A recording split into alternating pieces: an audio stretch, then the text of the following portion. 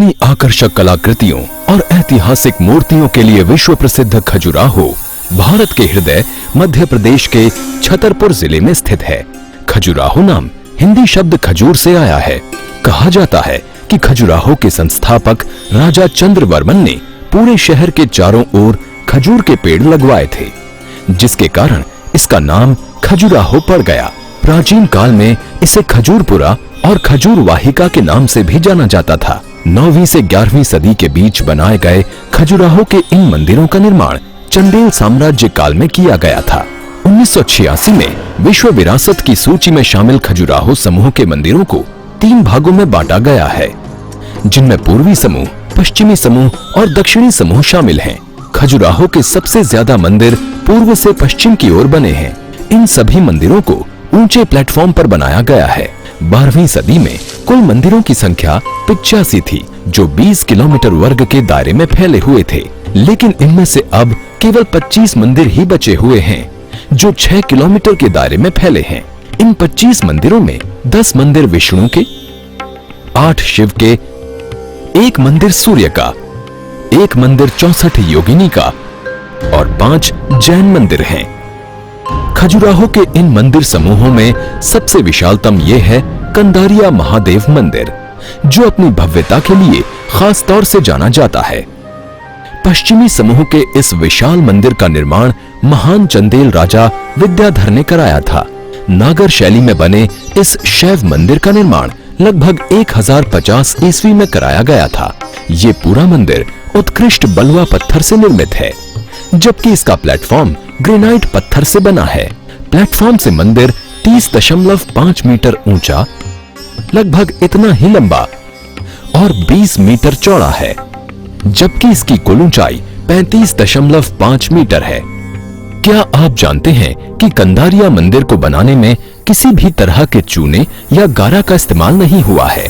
दरअसल इस मंदिर को बनाने में भारी पत्थरों का प्रयोग हुआ है, जिन्हें चूने या गारा से जोड़ने की बजाय काटकर एक दूसरे पर बैठाया गया है।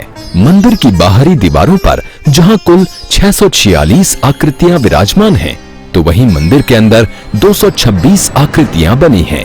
मूर्तियों की ये संख्या यहाँ बने सभी मंदिरों में सबसे अधिक है। लोगों का मानना है कि इस मंदिर में सिर्फ कामुक मूर्तियां पाई जाती हैं, लेकिन सच्चाई ये है कि सिर्फ 10% मूर्तियां ही यहाँ मैथुन की हैं, जबकि बाकी 90% मनुष्य के दैहिक जीवन पर आधारित हैं, जिनमें किसान, संगीतज्ञ और महिलाओं को दर्शाया गया है। इसके मंडप की छतों पर भी पाषाण कला के सुंदर चित्र देखे जा सकते हैं। भारतीय प्राचीन कला प्रदर्शन का सजीव उदाहरण पेश करते इस मंदिर का प्रवेश द्वार कंदरा यानी गुफा के समान प्रतीत होता है। यही कारण है कि इसका नाम कंदारिया महादेव मंदिर पड़ा है। मैथुन मूर्तियों से अलंकृत इस मंदिर के प्रवेश द्वार पर एक भी कामुक मूर्ति देखने को नहीं मिलती। इसके प्रवेश द्वार की एक खासियत ये भी है कि ये एकल पत्थर से बनी माला से सुसज्जित है।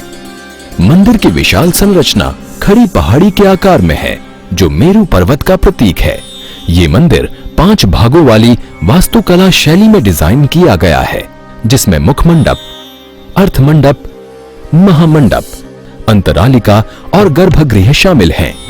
इन सभी मंडपों के अपने अपने श्रृंग हैं, जो गर्भगृह की ओर बढ़ते हुए मुख्य शिखर पर आकर समाप्त होते हैं। ये मुख्य शिखर समरस आकृति के 84 लघु शिखरों का संयोजन है। ये समरसता मंदिर को अनुपातिक सुडौलता प्रदान करती है, जिसके चलते मंदिर के आकार में एक विशेष लय देखने को मिलती है।